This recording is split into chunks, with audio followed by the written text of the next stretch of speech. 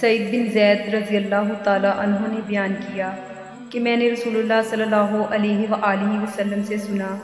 آپ صلی اللہ علیہ وآلہ وسلم نے فرمایا، جس نے کسی کی زمین ظلم سے لے لی اسے قیامت کے دن 7 زمینوں کا توپ پہنایا جائے گا۔ یحییٰ بن سلیم نے بیان کیا، ان سے اسماعیل بن امیہ نے، ان سے سعید بن ابی سعید نے، اور ان سے ابو ہریرہ رضی اللہ عنہ نے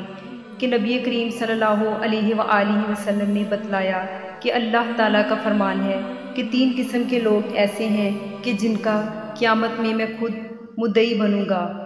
ایک تو وہ شخص جس نے میرے نام پہ عہد کیا اور پھر وعدہ خلافی کی، اور دوسرا وہ جس نے کسی آزاد آدمی کو بیچ کر اس کی قیمت کھائی، اور تیسرا وہ شخص جس نے کسی کو مزدور کیا، پھر کام تو اس سے پورا لیا لیکن اس کی مزدوری نہ دی۔